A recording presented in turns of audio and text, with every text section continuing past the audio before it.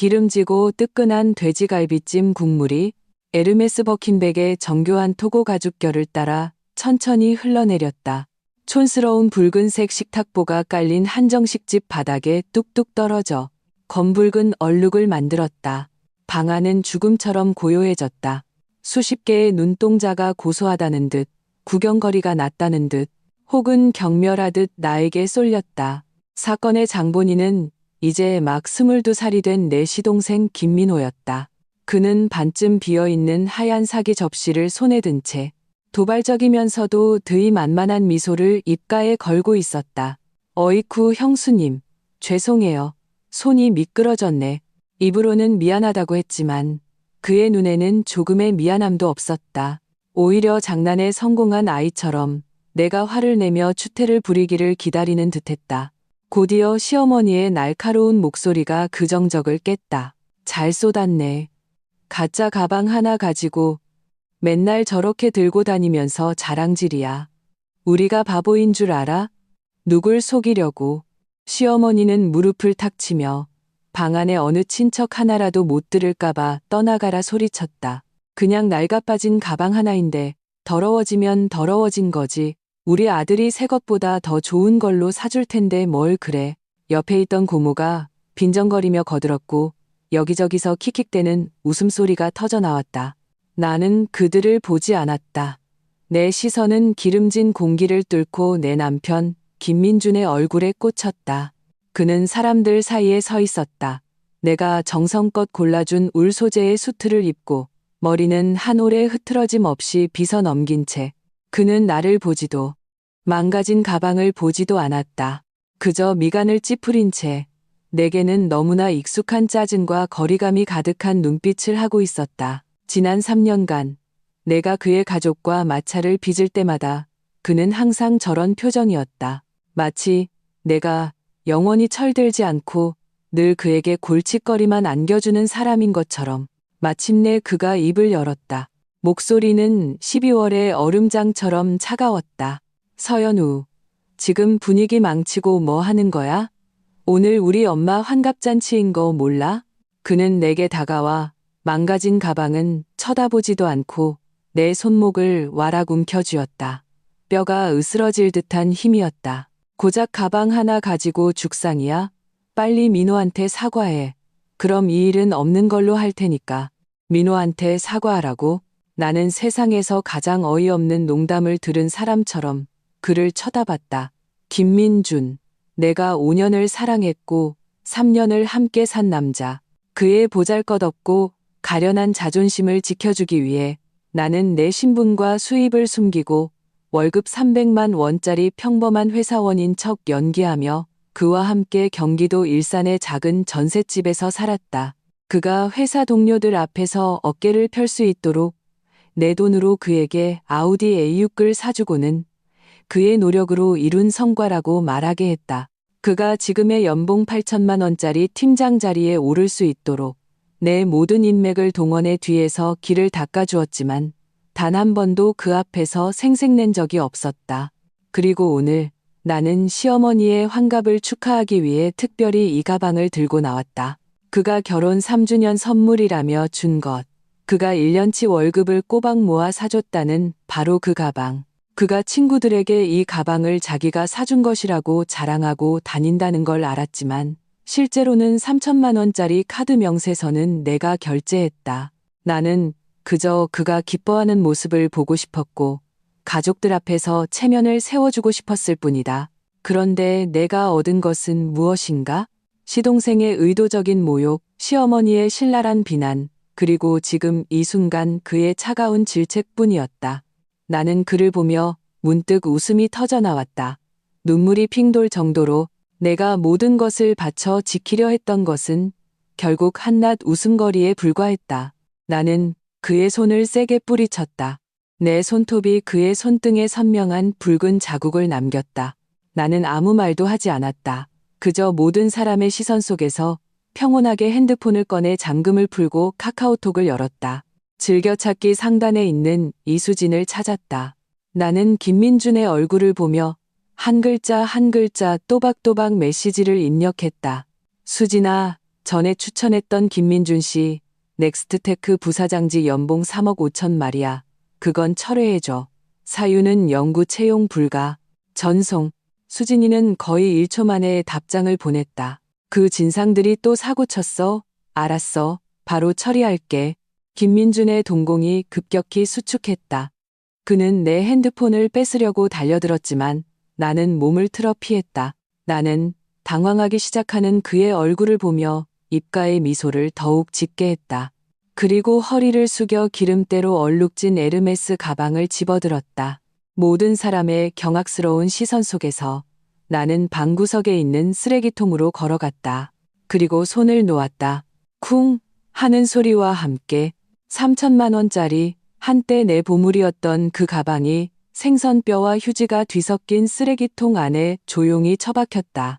쓰레기는 쓰레기통에 있어야지. 나는 나지막이 말했다. 가방을 두고 한 말인지 다른 무언가를 두고 한 말인지는 알 수 없었다. 말을 마친 나는 뒤도 돌아보지 않고 방문을 향해 걸어갔다. 등 뒤에서는 죽음과 같은 정적이 흘렀다. 곧이어 시어머니의 기가 막힌 비명이 터져 나왔다. 세상에, 저게 미쳤나. 민준아, 네가 데려온 마누라 꼬락서니 좀 봐라. 친척들의 수군거림도 파도처럼 밀려왔다. 저 며느리 너무 드센 거 아니야? 남편 체면도 안 세워주고. 그러게 말이야. 민준이 앞으로 고생 좀 하겠네. 길을 꽉 잡아야지. 나는 걸음을 멈추지 않았다. 그들의 목소리는 내게 그저 귓가에 맴도는 파리 소리 같았다. 엘리베이터 앞에 도착해 내려가는 버튼을 눌렀다. 김민준이 쫓아나와 내 손목을 다시 붙잡았다. 그의 얼굴은 분노로 시뻘겋게 달아올라 있었다. 서연우, 장난 그만해. 고작 가방 하나 가지고 일을 이렇게까지 크게 만들어야겠어? 돌아가. 지금 당장 돌아가서 친척들한테 사과해. 나는 그의 손을 차갑게 뿌리쳤다. 그리고는 생전 처음 보는 낯선 사람을 보듯 그를 바라봤다. 내 몸에 손대지 마. 내 목소리는 아주 평온했지만 김민주는 순간 얼어붙었다. 그는 이런 내 모습을 본 적이 없었다. 그의 기억 속 서연우는 언제나 온화하고 순종적이었다. 억울한 일을 당해도 혼자 조용히 사귀는 사람이었다. 그는 당황해서 자신도 모르게 목소리를 낮췄다. 약간은 달래는 듯한 말투였다. 자, 연우야. 화내지 마. 내가 돌아가서 똑같은 걸로 사줄게. 진짜야. 이거보다 더 좋은 걸로 사준다고 약속할게. 일단 나랑 같이 돌아가서 민호한테 사과부터 하자. 오늘 엄마 환갑이잖아. 어른 속상하게 하지 말고. 사준다고. 나는 그를 빤히 쳐다봤다. 네가 뭘로? 그는 내 말에 할 말을 잃고 얼굴이 하얗게 질렸다. 서연우, 꼭 그렇게 말해야 해? 그깟 가방 하나 때문에 나랑 그렇게까지 계산적으로 굴어야겠어? 띵 소리와 함께 엘리베이터 문이 열렸다. 나는 안으로 들어섰다. 그리고 엘리베이터 문 밖에 서 있는 경악과 분노로 일그러진 그의 얼굴을 바라봤다. 김민준, 넌 곧 알게 될 거야. 그게 결코 가방 하나의 문제가 아니었다는 걸. 엘리베이터 문이 천천히 닫히며 그의 모든 소리와 표정을 차단했다. 나는 차가운 엘리베이터 벽에 기댔다. 거울에 비친 내 얼굴은 창백했지만 눈빛은 이상하리만치 반짝이고 있었다. 나는 깊은 숨을 내쉬었다. 지난 3년간 가슴을 짓누르던 답답함이 마침내 이 순간 출구를 찾은 것 같았다. 눈시울은 붉었지만 눈물은 한 방울도 흐르지 않았다. 그럴 가치가 없었다. 나는 우리가 집이라고 부르던 곳으로 돌아가지 않았다. 김민준이 회사에서 나오는 주택 보조금으로 얻은 경기도 일산의 그 투룸 아파트. 그곳의 모든 공간은 나를 질식시키는 타협과 위선으로 가득 차 있었다. 나는 결혼 전에 내가 사둔 아파트로 돌아왔다. 강남 테헤랄로에 위치한 한강이 내려다 보이는 최고급 주상복합이었다. 문을 열자 센서등이 자동으로 켜지며 텅 비고 세련된 거실을 비췄다. 이탈리아 비비의 소파, F. 스카리니의 플로어 램프, 벽에는 내가 경매에서 낙찰받은 무명 화가의 작품이 걸려 있었다. 온 집안이 내가 직접 고르고 내 돈으로 산 것들로 가득했다. 아이러니하게도 김민주는 이곳에 단 한 번도 와본 적이 없다. 나는 그에게 집이 잘 사는 친구가 가끔 쓰라고 빌려준 곳이라고 말했었다. 그는 그 말을 믿었다. 심지어 약간의 질투와 시큼함이 섞인 목소리로 돈 많아서 좋겠다. 우리처럼 평생 대출금이나 갚아야 하는 신세랑은 다른 애라고 말했었다. 그때는 그가 안쓰럽게 느껴졌지만 지금 생각하니 그저 우스울 뿐이다. 나는 욕실로 들어가 한정식집 음식 냄새가 밴 샤넬 트위드 재킷을 벗었다. 뜨거운 물줄기가 머리 위에서부터 쏟아져 내리는 것을 그대로 맞았다. 수증기가 자욱한 욕실 안에서 지난 3년의 기억들이 빨리 감기한 흑백 영화처럼 머릿속을 스쳐 지나갔다. 처음으로 그를 내 친구들에게 소개했을 때 친구가 타고 온 포르쉐를 보고 일주일 내내 내게 차갑게 굴던 그의 모습이 떠올랐다. 내가 승진해서 기쁜 마음에 그와 기쁨을 나누려 했을 때 그는 그저 여자가 뭘 그렇게 독하게 일해?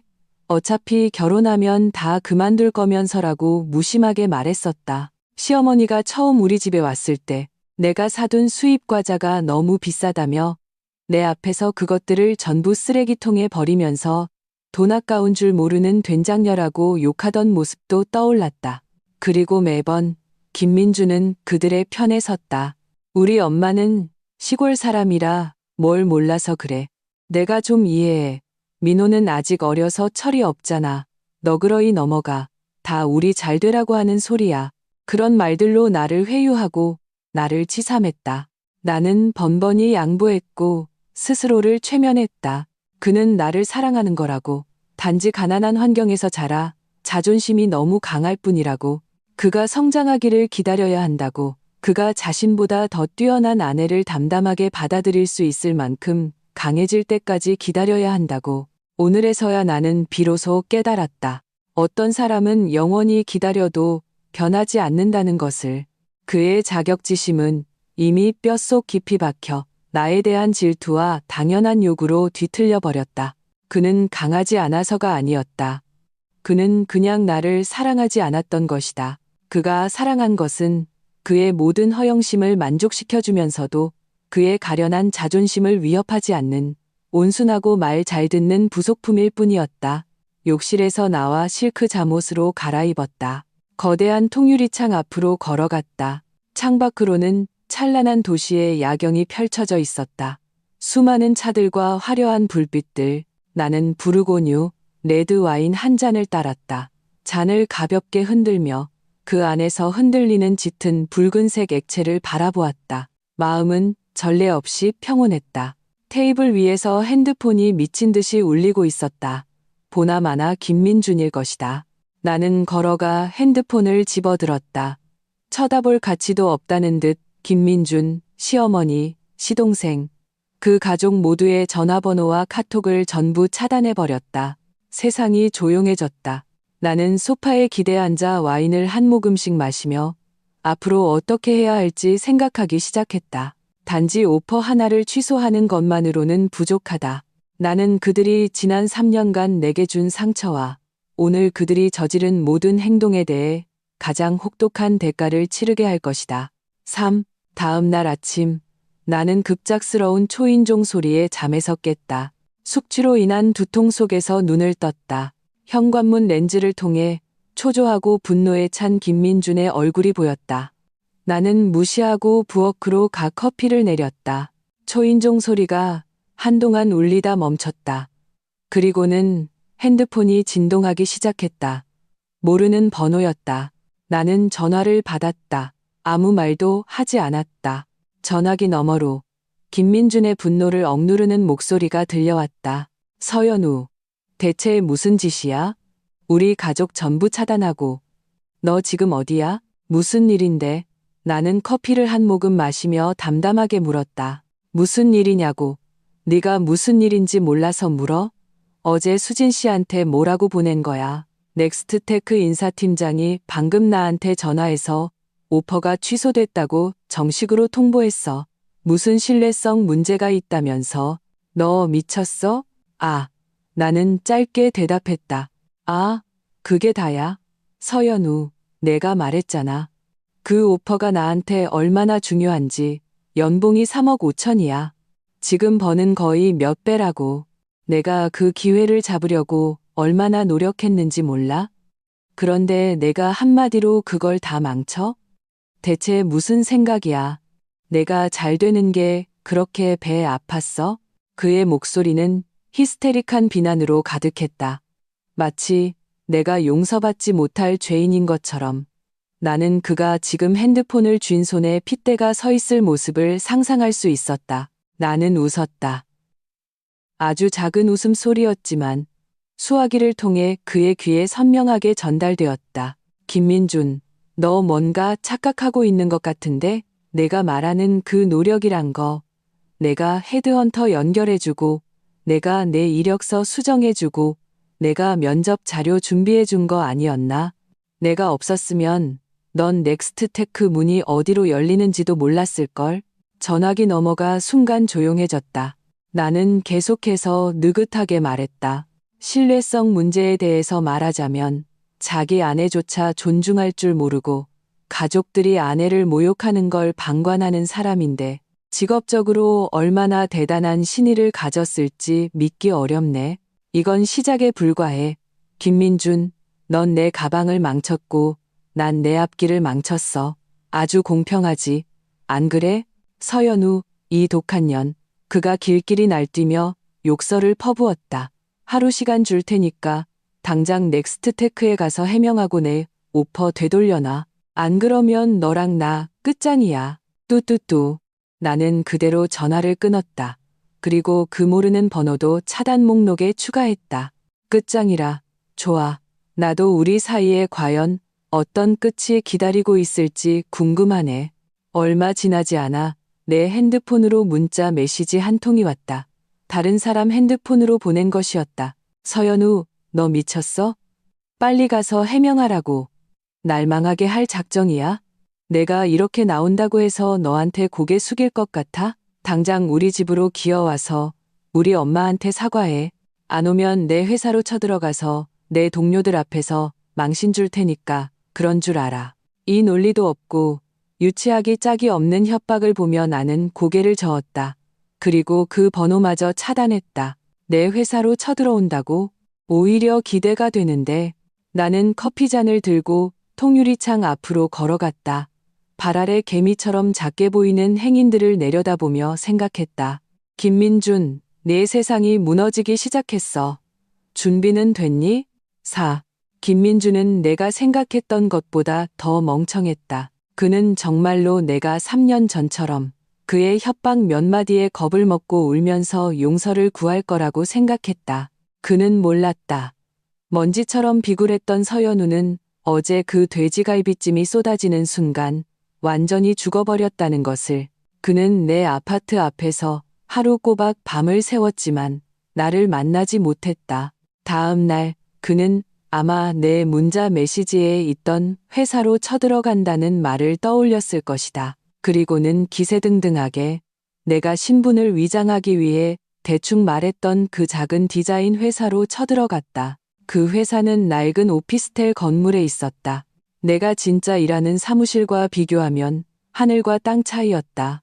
그는 건물 로비에서 저녁까지 기다렸지만 내 그림자도 보지 못했다. 결국 인내심을 잃었는지 그는 사무실로 직접 쳐들어갔다.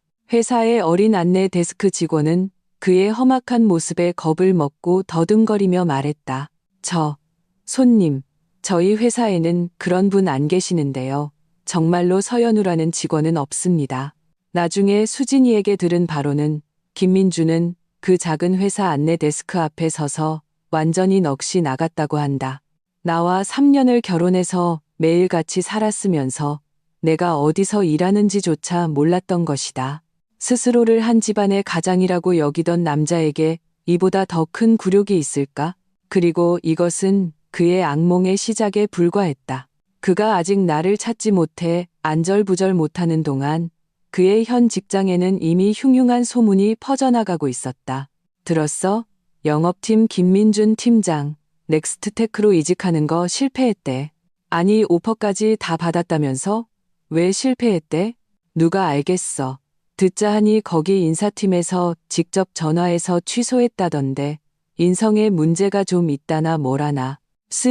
이거 완전 낙동강 오리알 신세 됐네.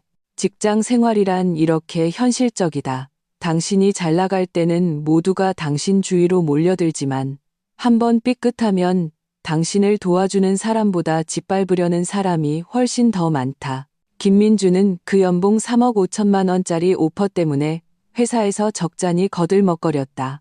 심지어 자신을 이끌어주던 몇몇 상사들에게까지 등을 돌렸다. 이제 그 업보가 돌아온 것이다. 그가 그토록 아부하던 한 부사장이 탕비실에서 그와 마주쳤다. 그리고는 비웃음 섞인 얼굴로 그의 어깨를 툭툭 치며 말했다. 어이, 김 팀장. 좋은 데서 오퍼 받았다더니 아직 여기 있었네. 젊은 친구가 너무 한 방만 노리면 안 돼. 착실하게 일해야지. 주변 동료들의 킥킥거리는 웃음소리가 가는 바늘처럼 김민준의 온몸을 찔렀다. 그는 물컵을 든 채 어색하게 그 자리에 서 있었다. 마치 발가벗겨진 광대가 된 기분이었다. 그는 마침내 깨달았다. 내가 단지 그의 미래를 취소한 것이 아니라 그의 현재까지 뒤흔들고 있다는 것을. 전례 없는 공포감이 덩굴처럼 그의 마음속에서 피어나 심장을 단단히 옥죄기 시작했다. 그는 미친 듯이 우리가 함께했던 지난 몇 년을 되짚어보기 시작했다. 그가 무심코 지나쳤던 모든 사소한 디테일들이 이제야 선명하게 떠올랐다. 왜 나는 항상 그가 그토록 원하던 업계 내부 자료를 우연히 손에 넣을 수 있었을까? 왜 나는 항상 그가 만나고 싶어 안달하던 VIP 고객과의 약속을 쉽게 잡을 수 있었을까? 왜 평범한 회사원인 내가 그의 커리어에 대해 그렇게나 정확하고 핵심적인 조언을 할 수 있었을까? 그는 바보가 아니었다. 단지 자만심과 편견에 눈이 멀었을 뿐이다. 이제 현실이라는 차가운 물벼락을 정통으로 맞고 나니 그는 비로소 정신을 차리기 시작했다. 그리고 마침내 두려워하기 시작했다. 그날 밤 나는 모르는 번호로 온 전화를 받았다. 내가 먼저 입을 열었다. 이제 좀 생각이 정리됐어? 전화기 너머는 잠시 침묵했다. 그리고 김민준의 떨리는 목소리가 들려왔다. 그것은 공포, 후회, 그리고 믿을 수 없다는 복잡한 감정이 뒤섞인 목소리였다. 연우야, 내가 잘못했어. 내가 정말 잘못했어. 그의 목소리에는 울음이 섞여 있었다. 내가 한 번도 들어본 적 없는 비굴함이었다. 너, 대체 누구야? 지금 어디 있는 거야? 우리, 한 번만 만나자. 응? 만나서 얘기 좀 하자. 나는 소파에 기댄 채 손톱으로 가죽의 결을 부드럽게 긁었다. 김민준, 3년 전에 우리가 결혼할 때 나한테 물었지. 나랑 결혼한 거 후회 안 하냐고. 그때 난 후회 안 한다고 했어. 이제 말해줄게. 나 후회해. 네가 내 동생이 내 가방에 그 음식을 쏟아붓는 걸 방관했을 때부터, 네가 나한테 그 애한테 사과하라고 말한 그 순간부터 난 후회했어. 우리 사이엔 더 이상 할 얘기 없어. 그리고 내가 누군지 알고 싶다고? 나는 잠시 말을 멈췄다가 명확하게 몇 마디를 뱉었다. 내 변호사한테 물어봐. 아, 아니지. 넌 아직 변호사도 없겠구나. 하지만 걱정 마. 내 변호사가 곧 너한테 연락할 테니까. 말을 마친 나는 전화를 끊었다. 창밖의 밤은 더욱 깊어졌다. 그리고 내가 연출하는 이 멋진 연극은 이제 막 서막을 열었을 뿐이다. 궁지에 몰린 김민주는 가장 어리석은 결정을 내렸다. 집으로 돌아가 그 보물 같은 부모님에게 도움을 청한 것이다. 상상할 수 있듯이 그는 온갖 살을 붙여 사건의 경위를 설명하며 자신을 악독한 아내 때문에 앞길이 막힌 불쌍한 피해자로 둔갑시켰다. 원래부터 나에게 불만이 가득했던 시어머니는 아들의 연봉 3억 5천만 원짜리 직장이 날아갔다는 소리를 듣자마자 그 자리에서 폭발했다. 그녀는 김민준의 핸드폰을 빼앗아 내가 차단하지 않은 친척의 번호로 전화를 걸어왔다. 전화가 연결되자마자 고성능 스피커에 버금가는 날카로운 욕설이 쏟아져 나왔다. 이 집안 말아먹을 년, 남편 잡아먹을 년, 우리 아들이 너한테 뭘 그렇게 잘못했는데 네가 감히 애 앞길을 막아? 우리 아들 잘 나가는 거 보니까 배알이 꼴렸냐? 이 독사 같은 년? 우리 김씨 집안이 8대 조상까지 죄를 지어서 너 같은 걸 며느리로 들였지. 나는 아무 말도 하지 않았다. 그저 조용히 스피커폰 버튼을 누르고 동시에 핸드폰의 녹음 기능을 켰다. 그리고 핸드폰을 테이블 위에 내려놓고 와인을 한 잔 더 따랐다. 전화기 너머에서 벌어지는 저작거리 안악의 욕설 같은 쇼를 조용히 감상했다. 시어머니는 좋게 5분은 넘게 욕을 퍼부었다. 아마 지쳤는지 드디어 본론으로 들어가기 시작했다. 내가 똑똑히 말하는데 서연우, 내가 내 큰아들 앞길을 망쳤으니 내가 책임져야 해. 무슨 수를 써서라도 내 아들 그 직장 다시 되찾아놔. 못하겠으면 우리 손해를 배상해야 할 거고. 나는 와인잔을 들어 가볍게 흔들며 알면서도 물었다. 어떻게 배상해 드릴까요? 나의 침착함이 그녀를 더욱 분노하게 만들었고 동시에 더 당당하게 만들었다. 어떻게 배상하냐고. 네가 지금 그걸 말이라고 해? 너 강남에 아파트 한 채 있잖아.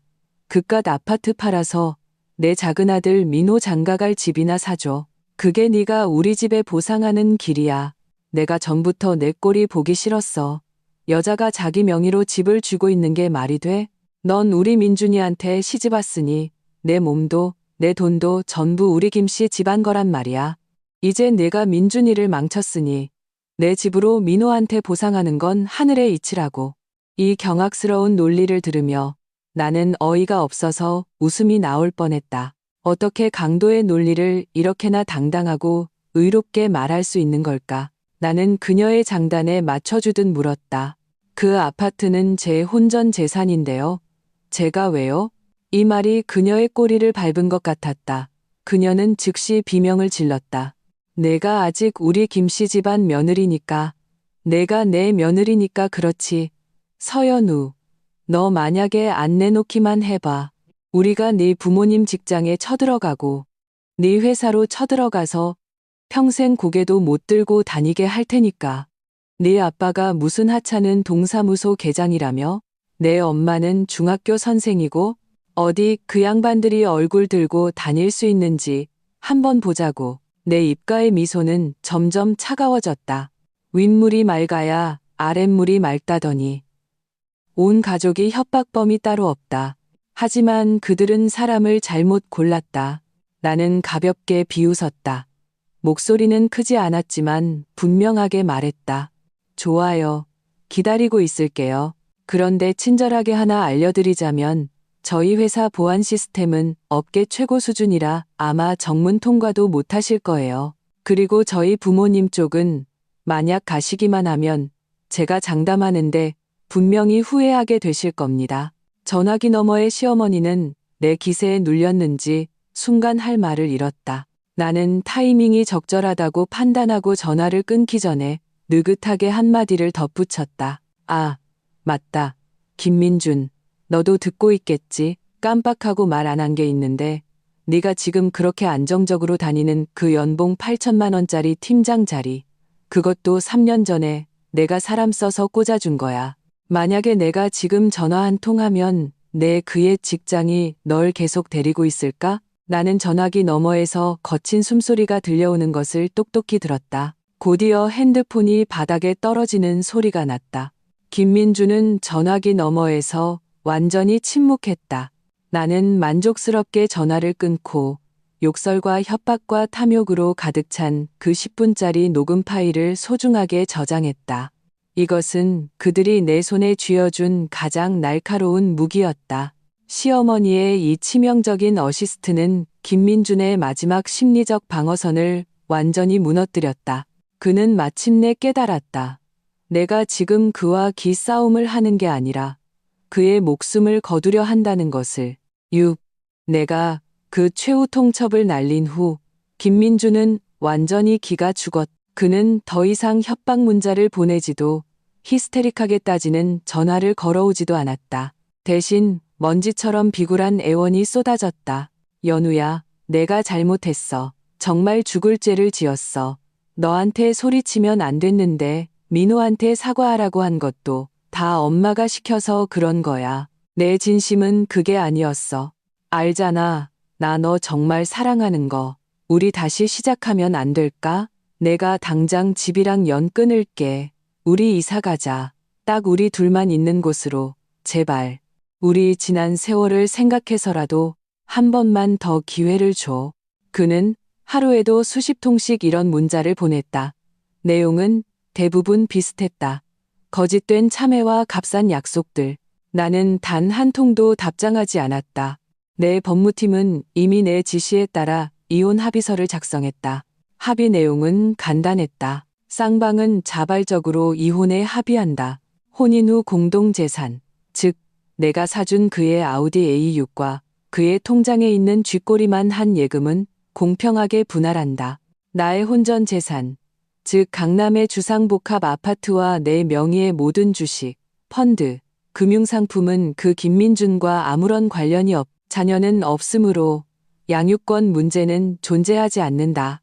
변호사는 두부의 합의서를 가장 빠른 등기로 그의 회사 주소로 보냈다. 이혼 합의서를 받은 김민주는 완전히 무너졌다. 그는 아마 내가 이렇게까지 단호하게 마지막 회생의 여지조차 주지 않을 줄은 몰랐을 것이다. 그날 오후 그는 미친 사람처럼 내 아파트 앞으로 달려와 주변 시선은 아랑곳하지 않고 내 이름을 고래고래 소리 질렀다. 많은 이웃들이 창문으로 고개를 내밀어 구경했다. 나는 내려가지 않았다. 그저 통유리창 앞에 앉아 아래층에서 미친 개처럼 난동을 부리는 그 남자를 차갑게 내려다볼 뿐이었다. 그리고 관리사무소 보안팀에 전화를 걸었다. 안녕하세요. 101동 아래에 신원불명의 남성이 소란을 피우고 있습니다. 처리 좀 부탁드립니다. 곧 건장한 보안 요원 2명이 김민준을 정중하게 끌고 갔다. 그가 끌려가며 보이던 처량한 모습을 보면서도 내 마음에는 어떠한 파문도 일지 않았다.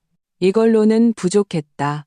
나는 컴퓨터를 켜고 내 진짜 힘을 사용하기 시작했다.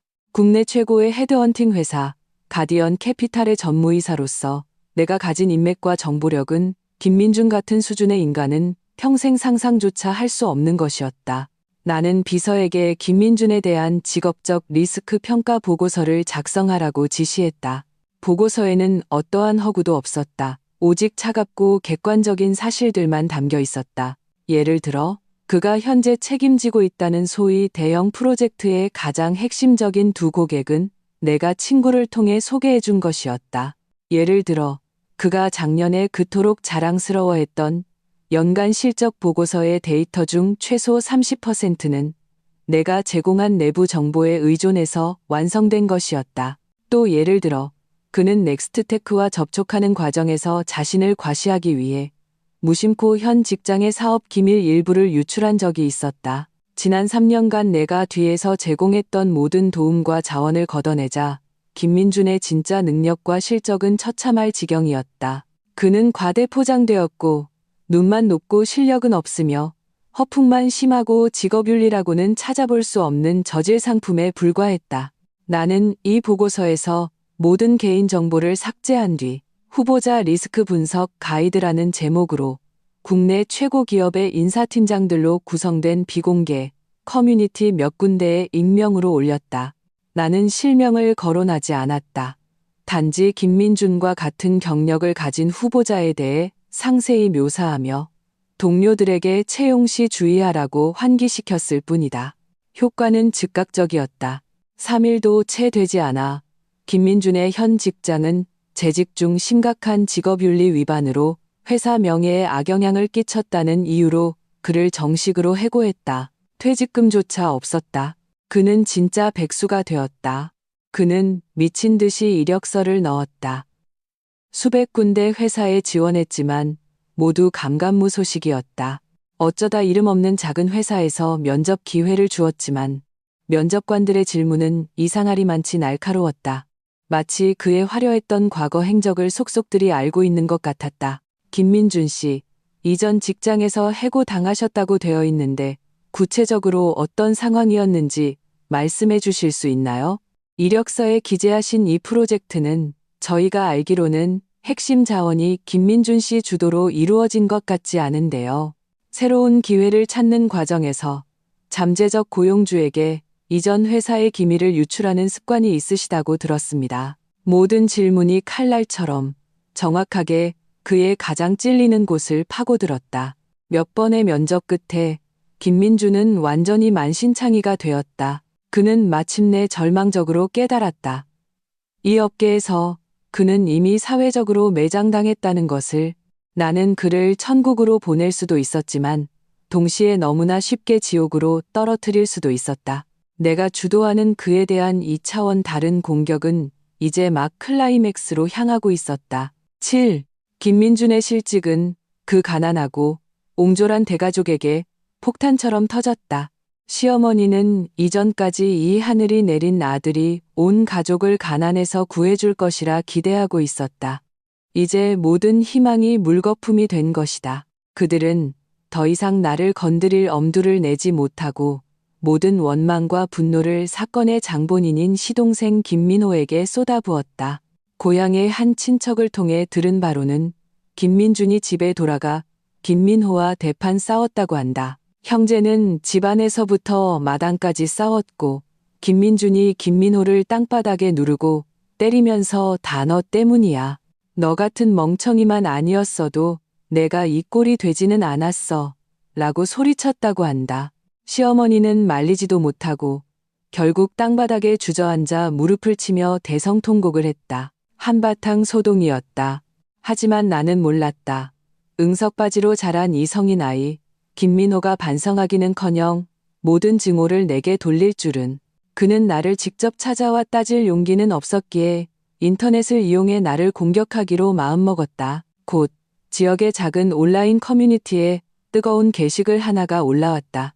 제목은 가짜 명품백 하나 때문에 온 가족을 파멸시킨 악녀 제 형수를 고발합니다. 글쓴이는 익명 계정을 사용했다.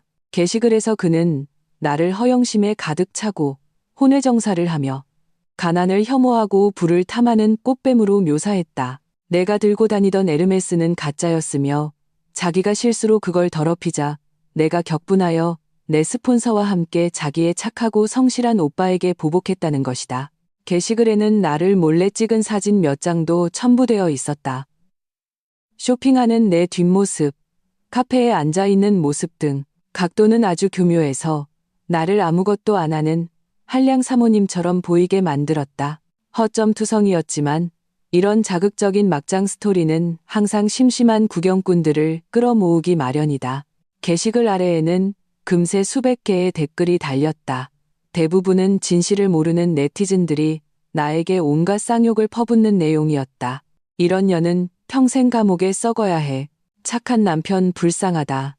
저런 요물을 만났네. 이 여자 신상 털어서 사회적으로 매장시켜야 합니다. 내 비서는 즉시 이 게시글을 발견했고 신속하게 기술적인 수단을 통해 글쓴이의 IP 주소를 추적했다. 예상대로 바로 김민호였다. 비서가 분개하며 내게 물었다. 전무님, 당장 변호사 시켜서 명예훼손으로 고소할까요? 나는 화면에 가득한 역겨운 글자들을 보며 눈빛을 차갑게 굳혔다. 아니, 아직 좀 더 날뛰게도 대신 믿을 만한 사설 탐정 하나 구해서 이 김민호라는 사람 뒷조사 좀 해봐. 아주 상세하게. 이런 양아치를 상대하는데 고작 변호사 서한 한 장은 너무 가벼운 처벌이다. 나는 그가 가장 소중하게 여기는 것을 이용해 그에게 가장 고통스러운 일격을 날릴 것이다. 사설 탐정의 일 처리는 빨랐다. 사흘도 안 되어 김민호에 대한 상세한 보고서가 내 이메일로 도착했다. 보고서의 내용은 내 상상보다 훨씬 더 흥미진진했다.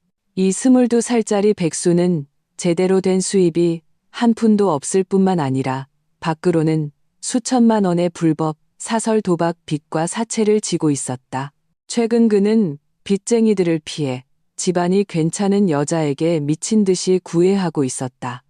자신을 대기업 임원인 형을 둔 예비 재벌 2세로 포장하면서 말이다. 매일 김민준의 아우디를 몰고 나가 그 여자의 출퇴근을 시켜주며 얻어먹고 다녔다. 그리고 그 여자는 그에게 꽤 좋은 인상을 받은 듯했다. 나는 웃었다. 정말이지. 졸릴 때 베개를 가져다 준 격이었다. 나는 비서에게 김민호가 커뮤니티에 올린 허위사실 유포 게시글을 전부 캡처해서 저장하라고 시켰다. 그리고 사설탐정이 찍은 그가 불법 도박장에 드나드는 사진, 대부업체의 빚 독촉 문자 캡처, 그리고 그가 진 도박 빚의 차용증까지 전부 정리해서 하나의 세련된 PDF 파일로 만들었다. 파일 제목은 일부러 눈에 띄는 붉은색 글씨로 이렇게 썼다. 김민호 씨에 대한 개인 신상 보고서. 그리고 나는 몇몇 경로를 통해 그 순진한 재벌가 딸의 아버지 연락처를 쉽게 알아냈다. 그는 작은 중소기업의 사장이었고 딸을 끔찍이 아꼈다. 나는 그 정성스럽게 만든 PDF를 그의 이메일로 보냈다. 그리고 정중한 내용의 메시지를 덧붙였다. X 사장님, 안녕하십니까? 갑작스러운 연락에 신뢰가 많습니다. 저는 김민준 씨의 전처 서연우라고 합니다. 우연히 따님께서 김민준 씨의 동생인 김민호 씨와 교제 중이라는 사실을 알게 되었습니다. 선의의 마음으로 김민호 씨의 실제 상황에 대한 자료를 정리하여 보내드립니다. 참고하시어 그 청년을 좀 더 다각적으로 이해하는 데 도움이 되시기를 바랍니다. 사장님과 댁내에 늘 행복이 가득하시기를 기원합니다. 나는 김민호에 대해 단 한마디의 험담도 하지 않았다. 그저 사실을 나열했을 뿐이다. 딸을 아끼는 아버지라면 이 이력서를 보고 어떻게 해야 할지 알 것이라고 믿었다. 역시나 하루도 지나지 않아 그 여자의 아버지로부터 회신이 왔다. 메일에는 단 2글자만 적혀 있었다. 감사합니다. 또 하루가 지났다. 고향의 그 친척이 또 소식을 전해왔다. 김민호가 그 여자와 그 가족 모두에게 차단당했다고 한다. 여자의 아버지는 동네방네 소문을 내며 다시는 김민호가 자기 딸 근처에 얼씬거리면 다리를 부러뜨려 버리겠다고 했다고 한다. 더 흥미로운 것은 김민호의 도박빚 이야기가 어떻게 된 일인지 고향 친척들 사이에 쫙 퍼졌다는 것이다. 이전까지 그에게 속고 있던 빚쟁이들이 피냄새를 맡은 상어처럼 그의 집으로 몰려들었다. 시어머니는 작은 아들의 체면을 지키기 위해 동네방네 돈을 빌리고 집안에 값나가는 물건들을 다 팔아서 겨우 빚의 일부를 갚았다고 한다. 이 일로 김씨 집안은 온 동네에서 고개도 못 들고 다니게 되었다. 김민호의 사회적 매장은 그의 형보다 더 빠르고 더 철저하게 이루어졌다. 이 모든 일을 마친 후에야 나는 변호사를 통해 정식으로 법원에 소송을 제기했다. 명예훼손죄로 김민호를 고소한 것이다. 고소장, 법원의 소장 접수 통지서, 그리고 그 PDF 파일이 함께 김씨 집안에 그 허름한 집으로 배달되었다. 나는 그가 인터넷에 두드린 모든 더러운 글자에 대해 법적인 대가를 치르게 할 것이다. 8. 김민주는 아마도 나의 이 연이은 콤보 공격에 완전히 정신이 나갔을 것이다. 법원에서 온 소환장을 받고 동생은 빚쟁이들에게 쫓기는 신세가 되고 어머니는 충격으로 몸져 누웠다. 그는 마침내 깨달았다. 나와 정면으로 부딪혀서는 그에게 조금의 승산도 없다는 것을. 그래서 그는 전략을 바꿨다. 바로 막무가내로 버티기.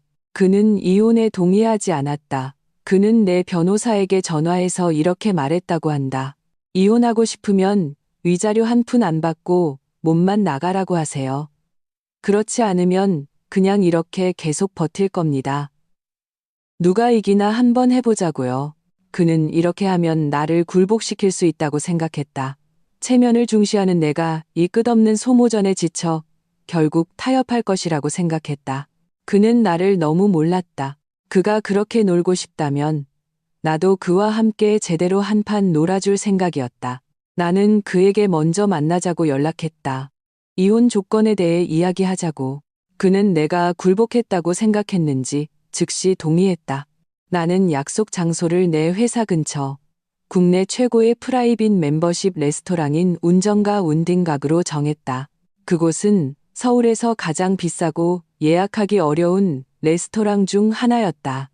1인당 식사비가 수백만 원을 호가하고 드나드는 사람들은 모두 진짜 상류층이었다. 김민주는 주소를 받고는 밍센이 당황했다. 그는 아마 월급 300만 원짜리 회사원이 어떻게 이런 곳에서 협상을 하자고 하는지 이해할 수 없었을 것이다. 하지만 그는 왔다. 심지어 그는 가장 좋은 수트를 차려입고 머리에는 기름을 발라 빗어 넘기고 구두는 거울처럼 반짝이게 닦고 왔다. 아마도 기세에서 나를 압도하고 협상 테이블에서 우위를 점하려 했을 것이다. 하지만 안타깝게도 그는 운전가게 문을 들어서는 그 순간부터 처참하게 패배할 운명이었다. 그가 지배인의 안내를 받아 내가 예약한 룸에 도착했을 때 나는 운전가게 주인이자 국내 굴지의 상장사 회장인 왕 회장님과 함께 차를 마시고 있었다. 왕 회장님, 이번에 도와주셔서 저희가 강남의 그 부지를 순조롭게 매입할 수 있었습니다. 내가 웃으며 찻잔을 들었다. 왕 회장님은 손을 저으며 호탕하게 웃었다. 서 전무 너무 겸손하네. 고맙기는 내가 더 고맙지. 서 전무가 우리 회사로 스카우트해준 그 핵심 임원 3명. 하나같이 맹장들이야. 내 걱정을 얼마나 덜어줬는지 몰라.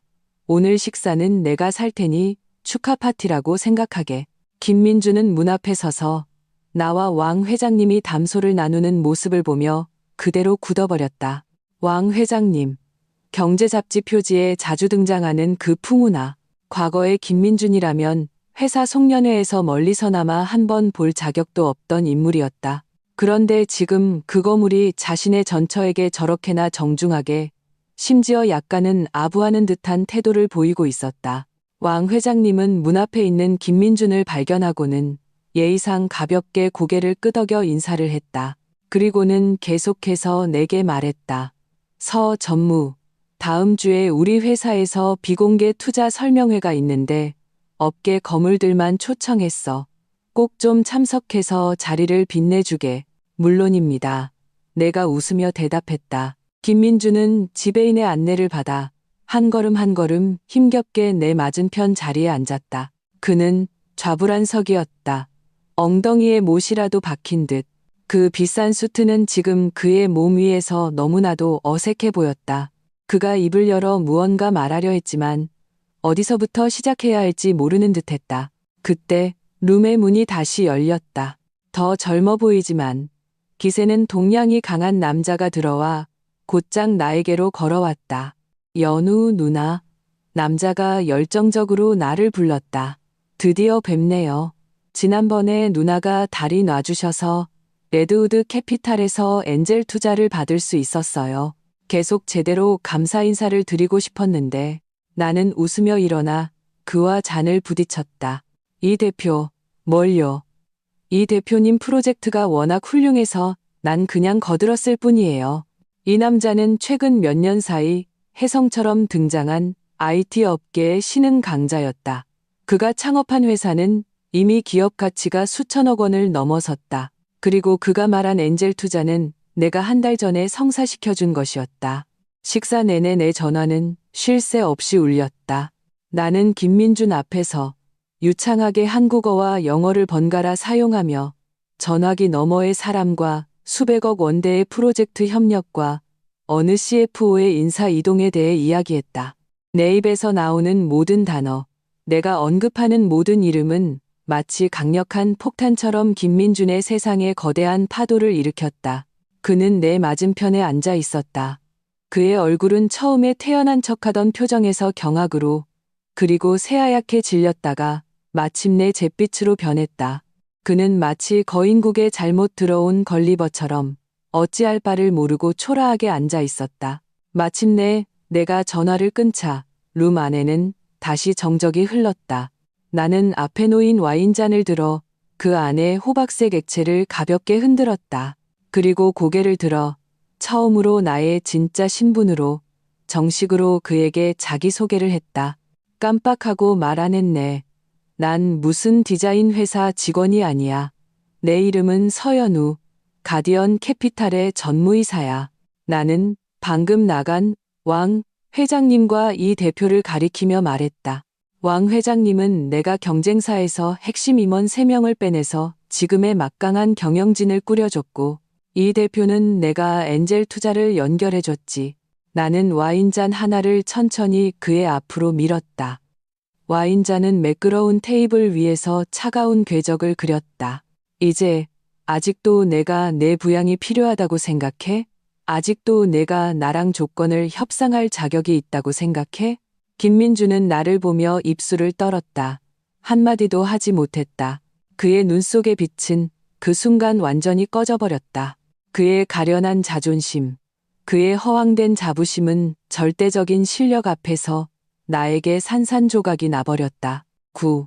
운정각에서의 그 협상은 김민준을 무너뜨린 마지막 지푸라기였다. 그는 마침내 깨달았다. 우리 사이의 격차는 3천만 원짜리 에르메스 가방이 아니라 하늘과 땅 차이, 영원히 만날 수 없는 두세 개의 차이라는 것을. 그는 더 이상 어떤 이혼 조건도 제시하지 않았다. 그저 영혼이 빠져나간 인형처럼 망연자실한 채 레스토랑을 떠났다. 나는 그가 이대로 포기하고 순순히 이혼 합의서에 서명할 것이라고 생각했다. 하지만 나는 인간의 추악함을 너무 얕봤다. 사람이 막다른 길에 몰리고 모든 존엄과 희망이 파괴되었을 때 그는 뒤틀리고 미쳐버리고 수단을 가리지 않게 된다. 김민주는 가장 극단적이고 가장 어리석은 방식을 선택했다. 바로 자포자기. 그는 마찬가지로 궁지에 몰린 그의 어머니와 동생을 데리고 밤새 차를 타고 내 부모님이 사시는 도시로 쳐들어갔다. 그곳은 낡은 주공 아파트 단지였다. 우리 부모님은 그곳에서 평생을 사셨다. 그들은 아마 내가 아무리 대단해도 부모님의 체면은 신경 쓸 것이라고 생각했을 것이다. 그들은 가족애를 이용해 나를 마지막으로 처마매려 했다. 그날 오후 나는 회사에서 다국적 화상회의를 하고 있었다. 수진이가 갑자기 긴장한 표정으로 문을 열고 들어와 내게 태블릿 PC를 건넸다. 화면에는 우리 집 앞 복도의 CCTV 영상이 나오고 있었다. 김민준 가족 3명은 마치 싸움에서 진 투개처럼 기세등등하게 우리 집 문 앞을 막고 있었다. 시어머니가 선두에 서서 바닥에 주저앉아 무릎을 치며 대성통곡을 하고 있었다. 입에서는 며느리가 불효해서 시댁을 죽이네. 하늘이 무섭지도 않나 하는 진부한 대사를 반복하고 있었다. 시동생 김민호는 눈에 거슬리는 붉은색 낙하 스프레이 통을 들고 우리 집 현관문에 글씨를 뿌릴 준비를 하고 있었다. 그리고 김민주는 핸드폰을 들고 그 옆에서 영상을 찍으며 마치 현장 중계를 하듯 떠들고 있었다. 이 소동을 인터넷에 올려 동정표를 얻으려는 속셈이었다. 그들의 추태는 마치 광대들이 마지막 발악을 하는 것 같았다. 수진이가 걱정스러운 눈으로 나를 봤다. 연우야, 어떻게? 사람 보내서 처리할까? 나는 화면 속에 그 뒤틀리고 추악한 얼굴들을 보며 눈빛 하나 흔들리지 않았다. 아니, 괜찮아. 나는 수진이에게, 그리고 회의 화면 속에서 내 발언을 기다리는 모든 파트너들에게 평온하게 말했다. 죄송합니다, 여러분. 집안 쓰레기 좀 처리하느라 5분만 시간을 주십시오. 그리고 나는 모든 사람이 보는 앞에서 전화를 걸었다. 네, 110입니다. 신고 좀 하려고요. 주소는 XX9 XX로 XX 아파트 3동 201호입니다. 어떤 사람들이 주거 침입해서 소란을 피우고 있습니다. 그렇다. 나는 이미 준비하고 있었다. 김민준과 완전히 등을 돌리기로 결심한 그 순간부터 나는 그들이 막다른 길에 몰리면 내 부모님을 걸고 넘어질 것이라고 예상했다. 그래서 나는 하루 전에 부모님을 내 강남의 다른 아파트로 모셨다. 최신 스마트홈 기술을 체험시켜 드린다는 명목으로. 그리고 그 낡은 집에서 김민준 가족을 맞이한 것은 내가 미리 설치해둔 360도 사각지대 없는 고화질 CCTV와 곧 도착할 경찰뿐이었다. CCTV 화면 속에서 김민주는 아마 우는 것만으로는 부족하다고 생각했는지 발을 들어 우리 집 문을 세게 걷어찼다. 낡은 나무 문이 소리를 내며 열렸다. 그들 가족은 멈칫했다. 집안은 텅 비어 있었고 가구 위에는 먼지 덮개가 씌워져 있었다. 누가 봐도 오랫동안 사람이 살지 않은 집이었다.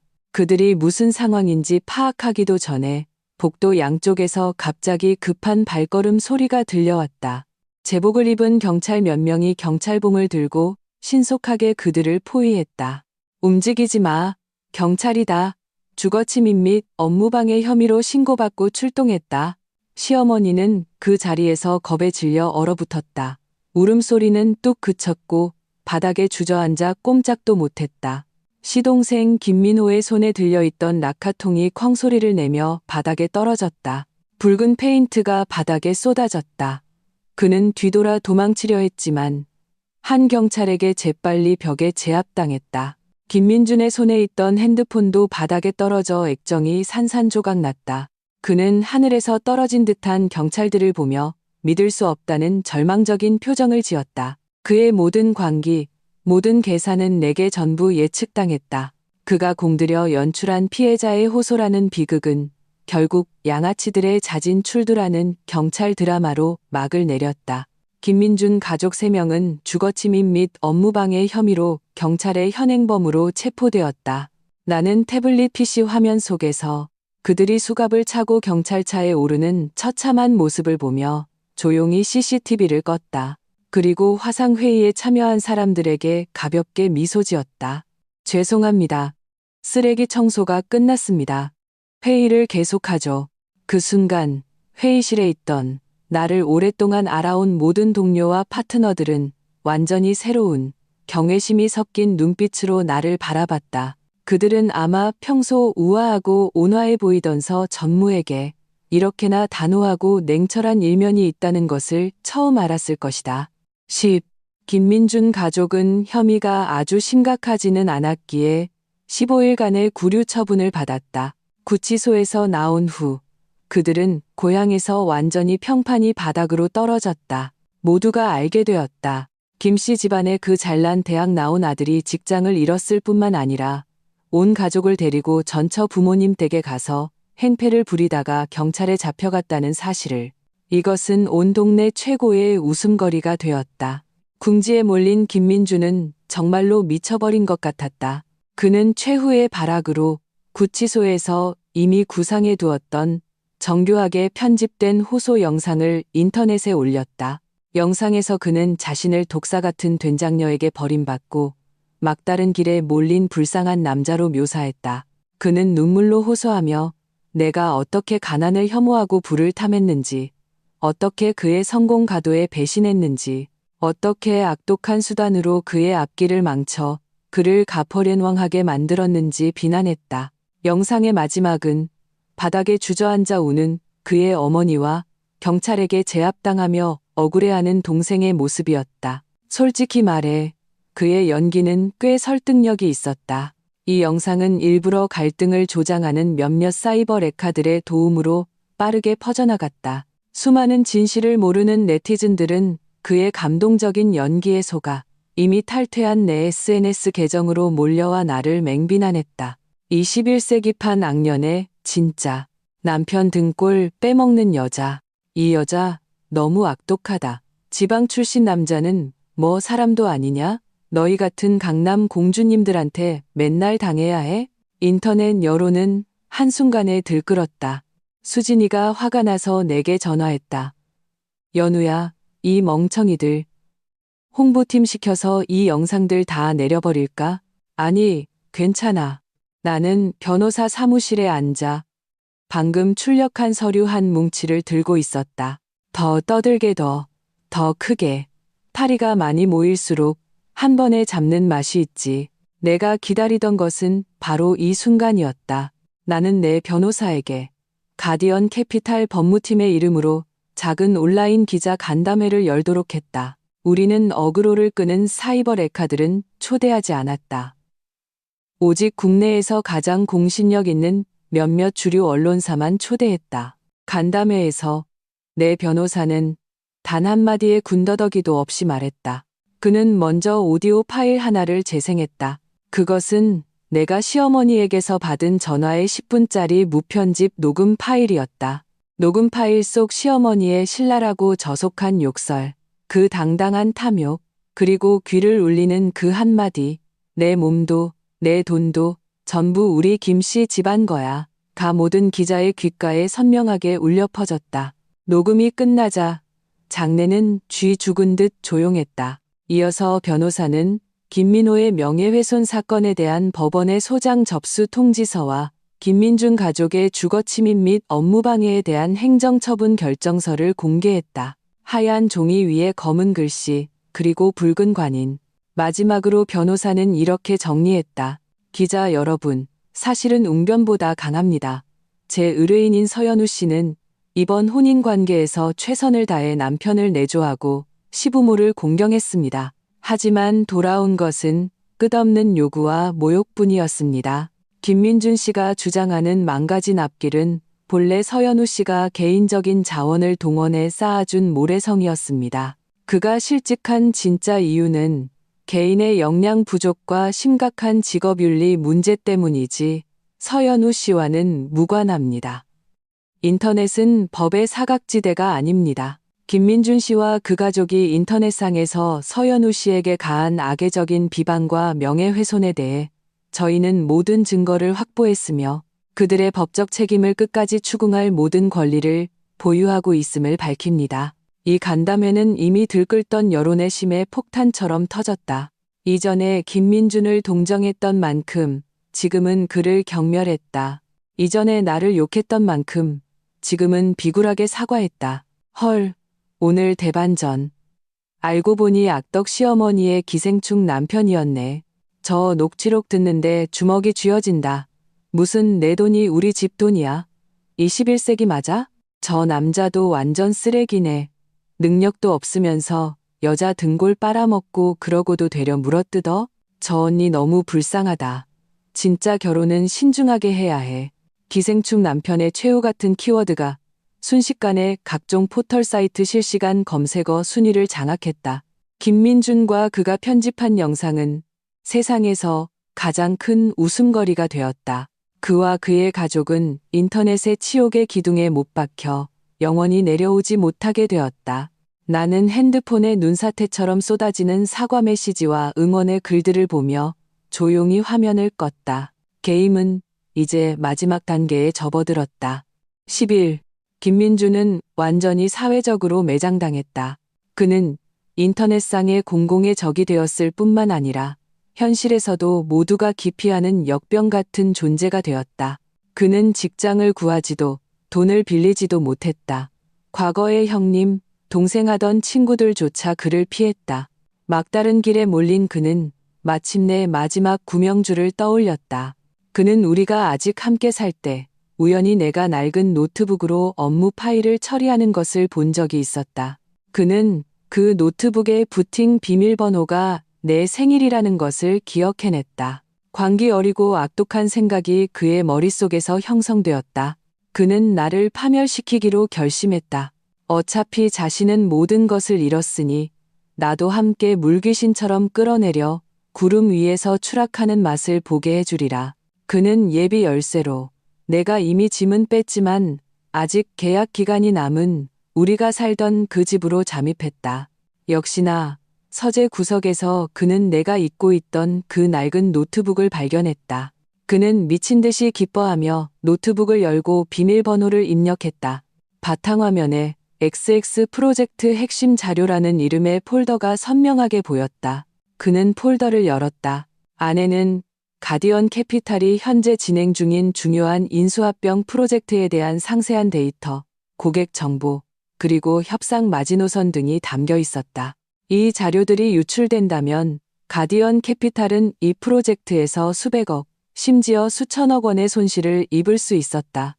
그리고 나의 커리어 또한 여기서 끝장날 것이다. 김민준의 눈에서 탐욕과 원망의 빛이 뿜어져 나왔다. 그는 주저없이 업계 내 나의 가장 큰 경쟁 상대인 네오캐피탈에 연락했다. 네오캐피탈의 대표인 유 대표는 항상 나를 눈엣가시로 여겼다. 나를 경계하면서도 질투했다. 그가 김민준의 손에 나의 핵심 기밀이 있다는 소식을 듣자 즉시 흥미를 보였다. 두 사람은 의기투합했다. 어느 은밀한 카페에서 김민준은 5억 원의 가격에 내 컴퓨터에서 복사한 모든 자료를 유 대표에게 팔아넘겼다. 돈을 손에 쥔 김민준은 마치 재기의 희망을 본 듯했다. 그는 며칠 후 그 중요한 프로젝트 입찰장에서 네오캐피탈이 자신이 제공한 히든카드로 가디언 캐피탈을 박살냈을 때 나의 경악하고 분노하고 절망하는 얼굴을 상상했다. 그는 심지어 이 5억 원으로 새로운 도시에 가서 이름을 바꾸고 새 출발할 계획까지 세워두었다. 안타깝게도 그는 영원히 그날을 기다릴 수 없었다. 입찰 당일 네오캐피탈의 대표가 자신만만하게 내가 유출한 그 핵심 데이터를 바탕으로 만든 제안서를 발표할 때 우리 측 대표, 즉 나의 오른팔인 수진이가 미소를 지으며 일어섰다. 유 대표님, 귀사의 제안서는 정말이지 기상천외하군요. 수진이는 여유롭게 연단으로 올라가 우리의 진짜 제안서를 대형 스크린에 띄웠다. 저희가 확인한 바로는 귀사 제안서에 인용된 모든 핵심 데이터는 실제 상황과 큰 차이가 있습니다. 감히 여쭙고 싶은데 이 조작된 데이터는 어디서 구하신 겁니까?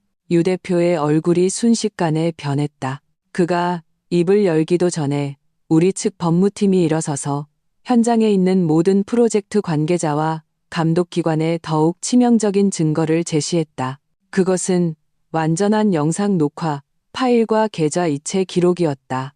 영상 속에는 네오캐피탈의 유 대표가 현금이 가득 든 봉투를 김민준에게 직접 건네는 장면이 담겨 있었다. 그리고 5억 원의 은행 이체 기록은 더욱 명확했다. 유 대표의 얼굴은 순식간에 새하얗게 질렸다. 현장은 순식간에 아수라장이 되었다. 그렇다. 그 낡은 노트북, 그 핵심 자료라는 이름의 폴더, 모든 것이 내가 일부러 설치한 함정이었다. 폴더 안의 모든 데이터는 내가 기술팀에 시켜 정교하게 위조한 것이었다. 그리고 그 폴더 자체에는 내가 초소형 트로이 목마 프로그램을 심어두었다. 김민준이 그것을 여는 순간부터 그 노트북의 카메라와 마이크는 내가 그를 감시하는 눈과 귀가 되었다. 그와 네오 캐피탈의 모든 접촉, 거래, 대화는 나에게 하나도 빠짐없이 기록되었다. 나는 그의 행동을 예측했을 뿐만 아니라 그를 위해 지옥으로 가는 모든 단계를 정성스럽게 설계해 두었다. 이 상업적 배신은 결국 뱀을 유인해 동굴에서 잡는 완벽한 소탕 작전으로 마무리되었다. 12. 입찰 결과는 의심의 여지가 없었다. 네오캐피탈은 상업 뇌물 및 불공정 경쟁 혐의로 그 자리에서 입찰 자격이 박탈되었고 감독기관의 막대한 벌금과 조사를 받게 되었다. 유 대표는 그 자리에서 이사회에 의해 직무정지 처분을 받았다. 그리고 김민준은 업무상 배임 및 산업기술 유출 혐의로 이미 입찰장 밖에서 대기하고 있던 경찰에 의해 현장에서 형사 구속되었다. 그가 수갑을 차고 끌려갈 때 그는 인파 속에서 서 있는 나를 보았다. 그의 눈에는 더 이상 원망과 광기는 없었다. 오직 끝없는 후회와 공포만이 남아 있었다. 그가 입을 열어 내게 무언가 말하려 했다. 나는 그저 그를 차갑게 바라보다가 몸을 돌렸다. 김민준이 구속되었다는 소식은 김씨 집안을 완전히 무너뜨린 마지막 지푸라기였다. 이전에 시어머니가 동네방네 빌린 돈으로 겨우 달래놓았던 빚쟁이들은 김민준이 재기에 실패하기는커녕 감옥에 갔다는 소식을 듣고 즉시 다시 몰려들었다. 이번에는 그들은 더 이상 정중하지 않았다. 직접 집에 쳐들어와 물건을 가져가기 시작했다. 텔레비전, 냉장고, 세탁기, 감나가는 모든 것이 뜯겨나갔다. 고향 친척들은 그들 가족을 역병처럼 피했다. 조금이라도 엮일까봐 두려워했다. 시어머니는 이 연이은 충격을 견디지 못하고 텅 빈 거실에서 뇌출혈로 쓰러졌다. 목숨은 건졌지만 반신불수가 되어 말도 제대로 못하는 신세가 되었다. 남은 생을 침대에서 보내야만 했다. 김씨 집안은 완전히 망했다. 텅 빈 집, 산더미 같은 빚, 침대에 누워있는 어머니, 감옥에 간 큰아들, 그리고 동네에서 쥐새끼 취급받는 작은 아들, 모두가 등을 돌렸고 완벽하게 몰락했다. 몇 달 후 나는 순조롭게 법원으로부터 이혼 판결문을 받았다. 김민준은 감옥에서 마침내 정신을 차렸는지 국선 변호사를 통해 내게 말을 전해왔다.